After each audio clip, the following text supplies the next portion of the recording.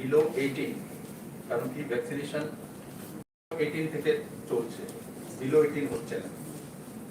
তো সেটা যদি দেই, তো ত্রিপুরাতে 29%-এর উপরে ভ্যাকসিনেশন হয়ে গেছে, যেটা কি ভারতবর্ষের মধ্যে সবচেয়ে বেশি। আর ওভারঅল যদি করি তাহলে সেটা 26%-এর কাছাকাছি, কিন্তু সেটার মধ্যে তো ওভারঅল টোটাল পপুলেশন আসে। বাস্তবে বিলো 18 তো ভ্যাকসিনেশনের যে সিস্টেম রয়েছে তার বাইরে রয়েছে, তার জন্য ওই হিসাব করলে 29.something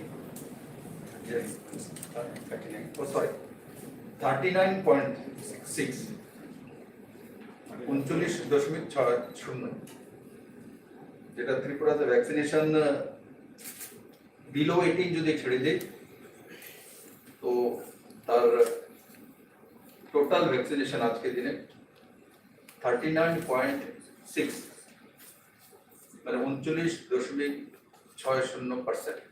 সেটা ভারতবর্ষের মধ্যে সবচেয়ে বেশি ভ্যাকসিনেটেড স্টেট হিসাবে আজকের দিনে প্রমাণিত।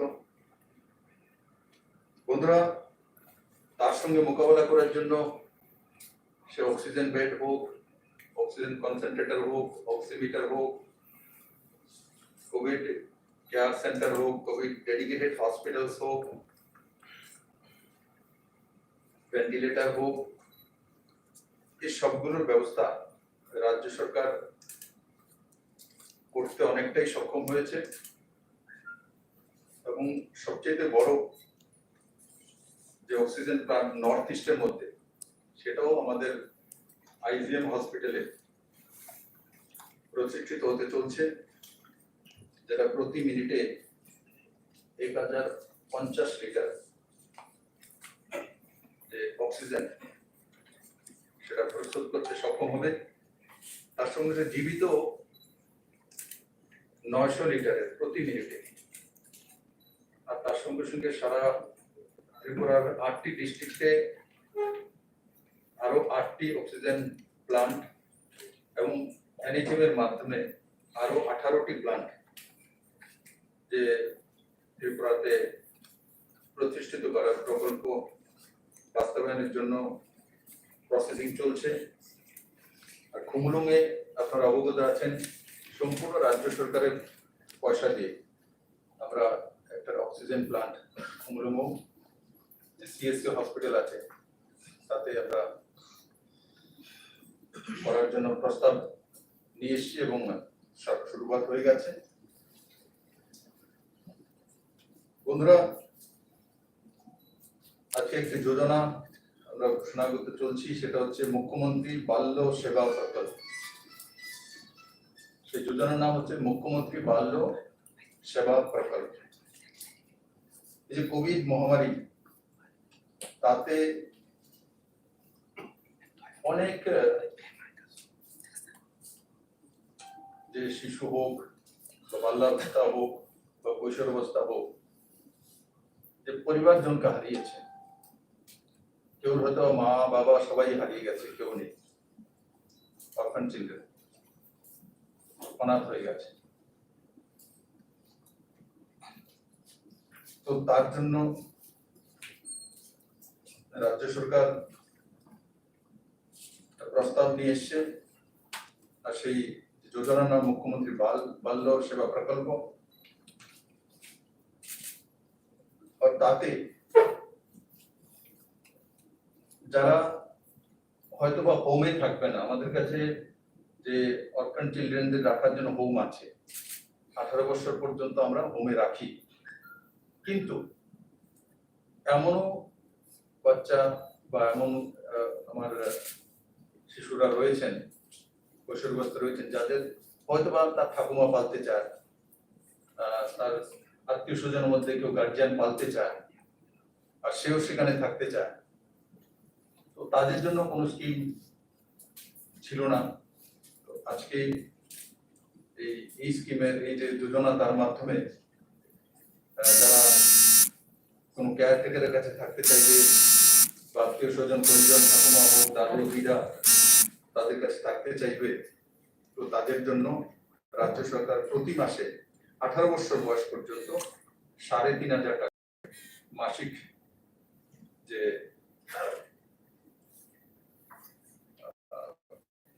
অর্থ প্রদান তার ব্যবস্থা করবে। তার সঙ্গে সঙ্গে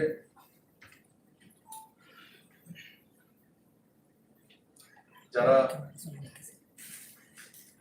হোমে থাকতে চায় সেটা তার সমস্ত খরচাদি হোমই বহন করবে, এবং যারা হোমে রয়েছে তাদের পড়াশোনার সমস্ত খরচা রাজ্য সরকার বহন করবে। আর তার সঙ্গে সঙ্গে যারা কোনো গার্জিয়ানের কাছে থাকবে, যেটা আমি প্রথম বললাম যে 3500 টাকা করে দেবে মাসে, তো তাদেরও স্কুলিং ফ্রি। তারা হয়তো তার কোনো গ্র্যান্ডফাদারের কাছে রয়েছে বা কোনো লোকাল গার্জিয়ানের কাছে রয়েছে, কারোর উপরে গার্জিয়ান হয়ে তাকে দেখভাল করছে, কিন্তু তাদেরকেও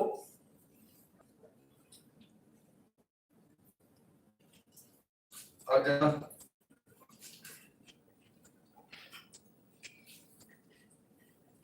কিশোরী রয়েছে তাদের আফটার এডুকেশন যখন তার বিবাহ সূত্রের ব্যবস্থা হবে, তো ওই সময় রাজ্য সরকার সেই বিবাহের জন্য 50,000 টাকা করে এককালীন সাহায্য করবে।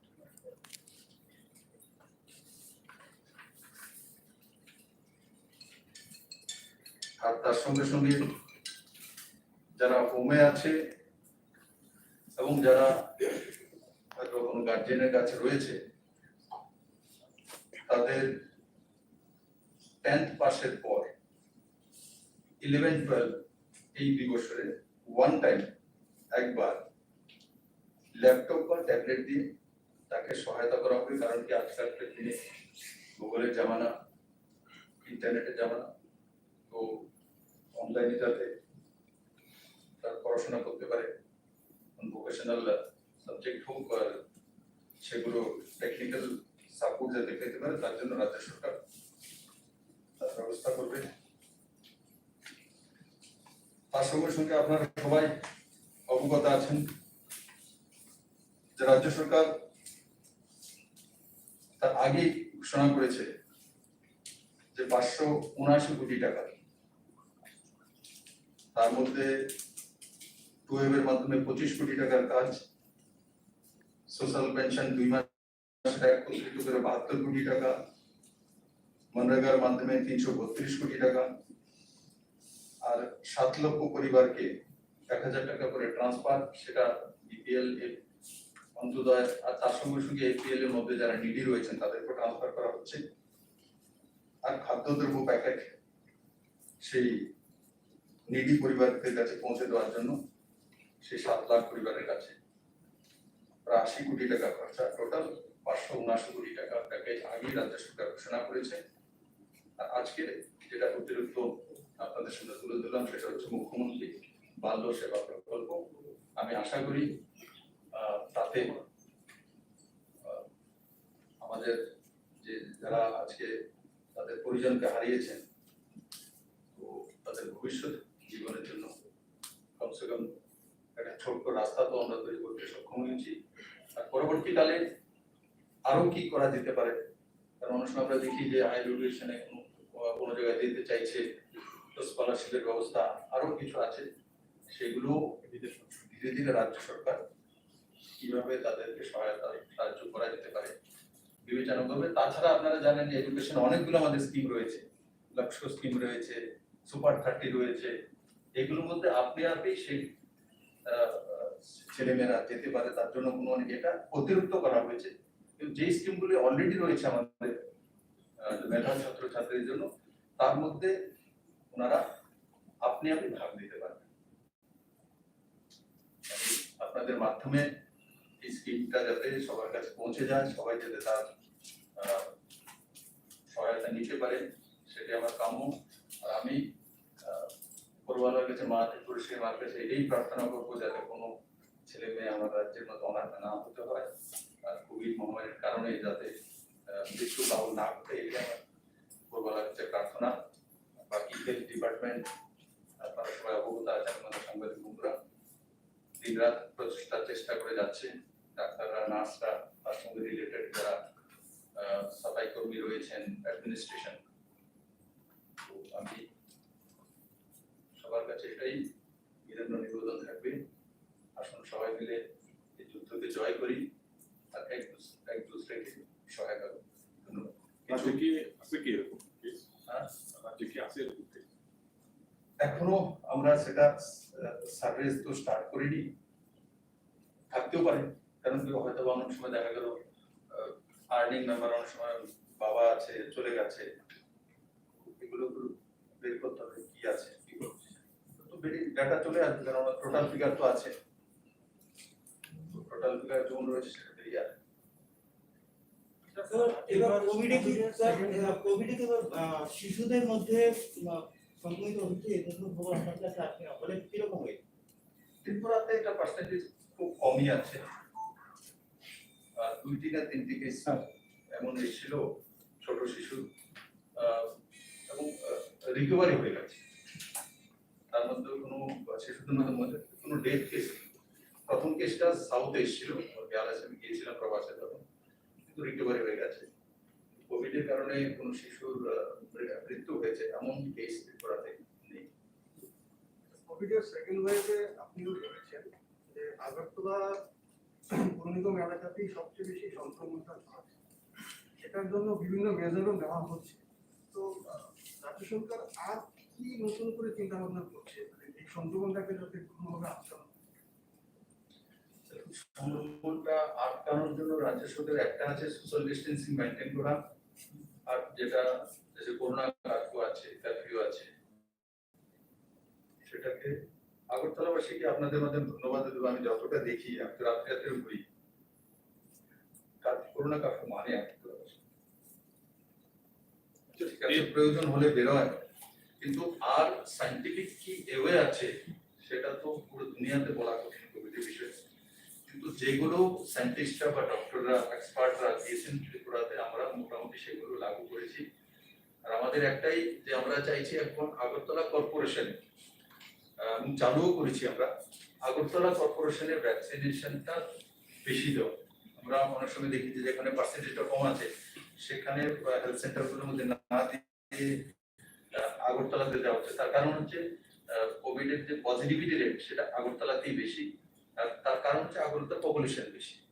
তো সরকার সেই বিষয়ে স্পেশাল ইনিশিয়েটিভ অলরেডি নিয়েছে, ইনিশিয়েটিভ সেটাই যে ভ্যাকসিনেটেড তাড়াতাড়ি করে দেওয়া, আর আগরতলার জন্য স্পেশালি করা হচ্ছে। বিশেষ কোনো পরীক্ষা নেওয়ার বা গণ পরীক্ষা করার কোনো কর্মসূচি আছে? এমনিতে ত্রিপুরা সরকার অনেক আগেই হেলথ ডিপার্টমেন্ট থেকে আপনারা দেখেছেন, যখন কন্টেনমেন্ট জোন 3টে ওয়ার্ড হয়েছিল, 2 নম্বর, 5 নম্বর, 21 নম্বর আর 46 এই 3টের মধ্যে আমরা খেলা করবেন, 3টার মধ্যে আমরা একযোগে 3 দিনে মানে সবার বাড়িতে গিয়ে স্পিকার লাগিয়ে দিয়েছি যে টেস্টিং এর জন্য আসুন, কিন্তু তাতে অনেক সময় দেখা যায় ভয়ে আসতে যায় না, আর জোর করে তো বাড়িতে ঢুকে টেস্টিং করা যায় না। অনেক সময় আমরা লক্ষ্য করেছি ক্লাবগুলোর মাধ্যমে আমরা করতে চেয়েছিলাম, তো একটা পজিটিভ পাওয়ার পরে बाकी लाइन पूरा खाली हो जाए।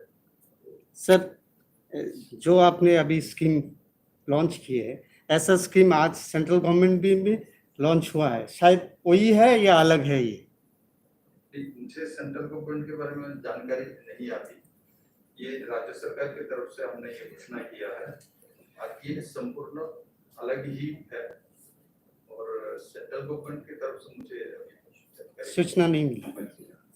আচ্ছা, রাজ্য সরকার 1000 টাকা করে দেবে প্রতি 7 লক্ষ পরিবার, এটা কবে থেকে শুরু হবে? আর পরিবারগুলো কি আবেদন করতে হবে না কিভাবে যাবে?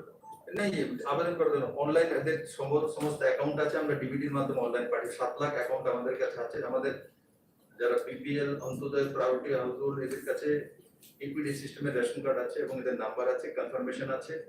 আর সঙ্গে সঙ্গে যারা এপিএল এর মধ্যে গরিব আছে 50,000, আমরা আগে আইডেন্টিফাই করেছি, এদের সম্পূর্ণ নাম্বার, অ্যাকাউন্ট নাম্বার আমাদের কাছে আছে। তো আমরা, আমার মনে হয় আজকে আমি পার্সেন্টেজ নেব, ম্যাক্সিমাম পয়সা হয়তো বা পৌঁছে গেছে। আচ্ছা, আরেকটা বিষয়, আমাদের রাজ্যে এমন কিছু পরিবার হয়তো আছে তাদের পরিবার বয়স্ক নাগরিকরা রয়েছে এবং তাদের একমাত্র উপার্জনশীল ছেলে বা যারা কোভিডে মানে মারা গেছে, তাদের বিষয়ে কি কোনো চিন্তা ভাবনা আছে? দেখো এখন এটা তো যেটা আমরা আজকে ঘোষণা করা হলো, এটা অপ্রাপ্ত বয়স্কদের জন্য। এমন যেটা আপনি বলেন যে মা বাবা আছে অথবা তার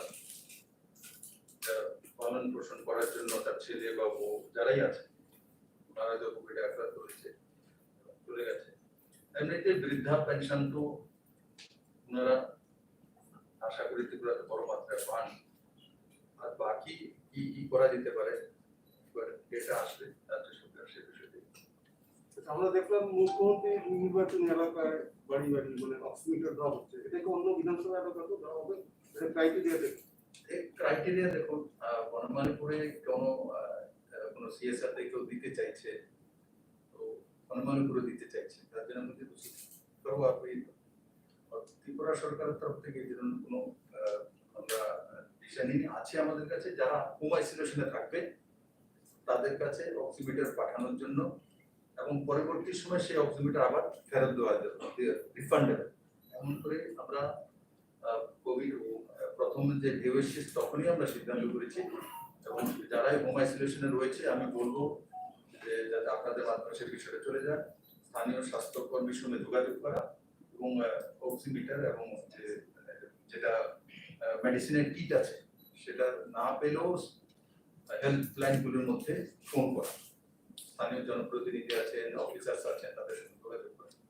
বনমালীপুরের বিষয়ে সেটা কেউ সিএসআর থেকে কিছু করতে চাইছিল কিন্তু করতে চায় বনমালীপুরে, তাই সেটা কারণ আজকাল তো আর স্যানিটাইজার বা মাস্ক দেওয়ার জন্য কেউ আসতে হয় না, তাই বলে তো অক্সিমিটারই করো, তো তার জন্য করোনার সেকেন্ড ওয়েভে বেশ কিছু ওয়েলফেয়ার মেজার নিয়েছে আপনার জন্য, বড় অঙ্কের টাকা দরকার। গভর্নমেন্ট অফ ইন্ডিয়া কি এক্সট্রা কোনো টাকা দেবে কি যাতে ডিল করা যায় বা এটা করা যায়? স্টেটের মধ্যে এমনি ফিনান্সিয়াল পরিস্থিতি রয়েছে, এই বিষয়টা কি হবে? দেখুন, এটা ভারত সরকারের যে ফাইন্যান্সিয়াল অবস্থা আমাদেরকে বুঝতে হবে। ফেডারেল সিস্টেম আছে, ভারত সরকার অবস্থাও ফাইন্যান্সিয়াল খুব ভালো তেমন না। করোনা মোকাবেলা স্টেটগুলি করছে, স্টেটের বাইরে তো আর ভারত নয়, সবগুলো স্টেট নিয়েই ভারত। আর মাননীয় প্রধানমন্ত্রীর উপর আমাদের কোনো ভরসা আছে, সময়ে সময়ে উনি ত্রিপুরাকে সাহায্য করেছেন। আপনারা জানেন 7th পে স্কেল হোক আর অন্য যোজনা হোক, আমরা যখন পেনশন স্কিম 300, 400, 500 থেকে 1000 করেছি, তখনও যে পয়সাটা দরকার ছিল সেটাও ভারত সরকার এই কোনো রকম ভাবে সাহায্য করেছে। আর এই কোভিড পরিস্থিতিতে আমি কল্পনা করতে পারিনি যে আমরা যে টিনের ঘর থাকলে সে প্রধানমন্ত্রী আবাস যোজনা ঘর পেতে পারে, তার স্পেশাল ক্রাইটেরিয়া করে মানে বিষয়টাই ত্রিপুরা সরকারের তরফ থেকে উঠানো হয়েছিল। তার জন্য যে 1,60,000 ঘর একসঙ্গে অ্যালটমেন্ট করে দেওয়া ত্রিপুরার জন্য, এতে 2400 কোটি টাকা মানে 2,400 কোটি টাকা, সেটা ছোট বিষয় না। এই সময় স্যাংশন করে দেখি আমি যখন সেক্রেটারির সঙ্গে কথা বলছিলাম তো আমাকে বলছে, স্যার আপনার লেটারটা চলে যাক, একবার আপনাকে আরেকবার কথা বলতে হবে। কেন স্যার তো একসঙ্গে তো দেবে না 1,60,000, প্রশ্নই ওঠে। ত্রিপুরাতে এই পর্যন্ত আমরা 49,000 আনতে পেরেছিলাম পুরো আমাদের পুরনো সরকার থাকাকালীন। তারপর আমাদের সরকার আসার পর আমরা 50,000 আনতে পেরেছিলাম 3 বছর। এটা একসঙ্গে 1,60,000 বড় ব্যাপার। তার জন্য মাননীয় প্রধানমন্ত্রী এবং নরেন্দ্র সিং তোমরজিকে আমি ত্রিপুরাবাসী তাদেরকে ধন্যবাদ জানাই যে এটা এই সময়ে এত বড় স্যাংশন করে দেওয়া, সেটা কিন্তু ভারত সরকারের বাজেট থেকেই আসা। আর আমরা দেখেছি কোভিডের সময় বিভিন্ন দপ্তরের মধ্যে কাট করা হয়েছে, শুধু মনরেগা পেমেন্ট কাট করা হয়নি, অনেক জায়গাতে। কারণ কি হেলথের মধ্যে আমরা দেখেছি এবার বাজেটও পেশ করা হয়েছে, তো ম্যাক্সিমাম পয়সা হেলথেই লাগানো হয়েছে। আমরাও দেখেছি আমাদের ত্রিপুরাতেও হেলথ ইনফ্রাস্ট্রাকচার অনেক ডেভেলপ হয়েছে। একসময় আমাদের ডেডিকেটেড কোভিড হসপিটাল একটি ছিল, আজকের দিনে 2টি আছে। একসময় ভেন্টিলেটর একটি ছিল, আজকের দিনে 126টি আছে। একসময় আমাদের কাছে অক্সিজেন প্ল্যান্ট নাম তো আসতে ছোট মোটো একটা ছিল, আর আইএলএস এর কাছে একটা ছিল, আর বাকি প্রাইভেট নিয়ে ছিল। আজকের দিনে কতগুলি অক্সিজেন প্ল্যান্ট তৈরি একসময় অক্সিজেন সিলিন্ডার সীমিত 300-350 ছিল, আজকে 4000-4500 অক্সিজেন সিলিন্ডার আমাদের কাছে রয়েছে। তো অক্সিমিটার আমাদের কাছে তার আগের সময় মানে নামকু আছে সামান্য ছিল, কিন্তু আজকের দিনে বড় মাত্রা অক্সিমিটার ত্রিপুরাতে রয়েছে। অক্সিজেন ব্যাড বড় মাত্রায় ত্রিপুরার কাছে রয়েছে। তো এগুলো যে কেন্দ্র সরকার যে সিদ্ধান্ত করেছে তার কারণেই এই ডেভেলপমেন্ট গুলো হয়েছে, আর এগুলো কেন্দ্র সরকারের স্কিম থেকে আসে, এনএচএম এর মাধ্যমে ম্যাক্সিমাম আসে, এনএচএম এর মাধ্যমে এসে। তো এনএচএম ডাইরেক্ট এনএচএম এর পয়সা কেন্দ্র সরকারে দিয়ে দেয়। স্যার আপনি বললেন এতগুলো মেজার্স নেওয়া হয়েছে এবং হেলথ ইনফ্রাস্ট্রাকচার লাস্ট ইয়ারের তুলনায় এখন অনেকটাই ভালো রয়েছে, বাট দেখা গেছে গতকালকে আমাদের রাজ্যে রেকর্ড সিঙ্গেল ডে ডেথ হয়েছে।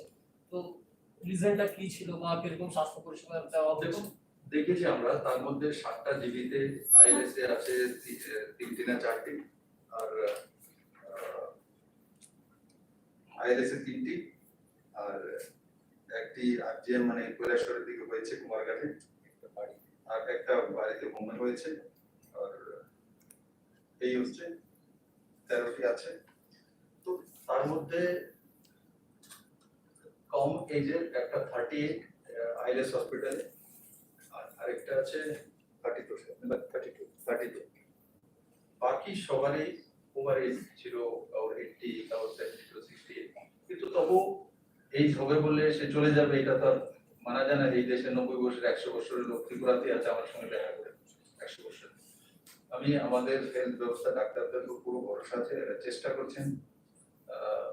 তো সেটা শুধু ত্রিপুরাতে একলা হচ্ছে তেমন না, কারণ এবারে যদি আমি ত্রিপুরাতে দেখি যে ফার্টিলিটি যে রেট আছে আমাদের সেটা 1% এর কাছাকাছি রয়েছে। তো ওই হিসাবে দেখলে ন্যাশনাল লেভেলে থেকে অনেক নিচে আছে।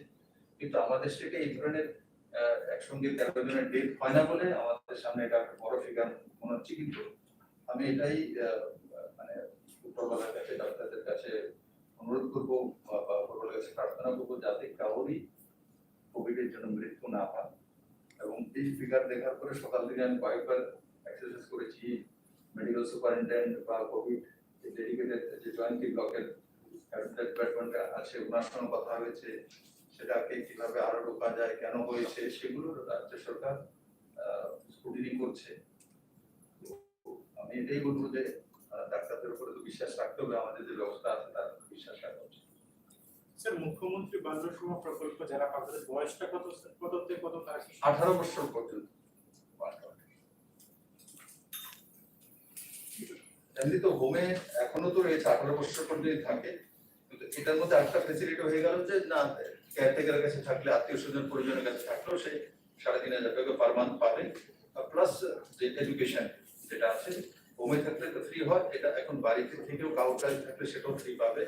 আর বিবাহের সময় যেটা 50,000 টাকা করে কিশোরীদের কাছে সেটা রাজ্য সরকার। স্যার লাস্ট কোশ্চেন, দেখা গেছে বিভিন্ন রাজ্যে এরকম সিচুয়েশন এসেছে আইসিইউ বেড পাওয়া যেত না। আমাদের রাজ্য সরকার কি এরকম কোনো ইনিশিয়েটিভ নিচ্ছে যে যারা অ্যাটলিস্ট ফ্রন্ট লাইন ওয়ার্কার যারা আছে তাদের জন্য একটা number of specific ICU bed বা ভেন্টিলেশন রিজার্ভ রাখা হোক? আইসিইউ বেড আমাদের কাছে রিজার্ভ তো এমনিতে রিজার্ভ আছে, যে আমার কাছে এমন কোনো পরিস্থিতি এখনো আসেনি যে আমরা যদি দেখি যে 80% 90% হয়ে গেছে, এমন হয়নি। তখন আমরা দেখবো যে না ভাই যারা প্রথম সারির যোদ্ধা হিসেবে কাজ করছেন তাদের জন্য রিজার্ভ থাকুক। কিন্তু এখন এমন জায়গাতে যায়নি যে রিজার্ভ রাখার মতো পরিস্থিতি এসছে, কারণ আমরা দেখেছি যে এখনো জিবিতে যেটা আছে 154 আছে, তো ক্যাপাসিটি 221 আছে।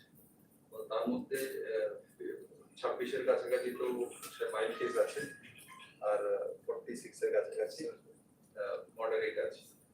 মডারেট আর মাইল্ডকে ছেড়ে দিলে যারা একটু মানে অক্সিজেন সাপোর্ট আছে সেটা আমি সংখ্যা 46 আর সেটা ছেড়ে দিন। ওই হিসাবে দেখলে আমাদের কাছে অক্সিজেন বেড রয়েছে 221-এর মধ্যে এখনো 70-80 হচ্ছে বা হারিয়ে যাচ্ছে। আর তাছাড়া আমরা তো ডিস্ট্রিক্ট ওয়াইজ এবার ডিসেন্ট্রালাইজ করেছি, সব ডিস্ট্রিক্টেই এবার ভেন্টিলেটর পর্যন্ত রয়েছে। ধন্যবাদ।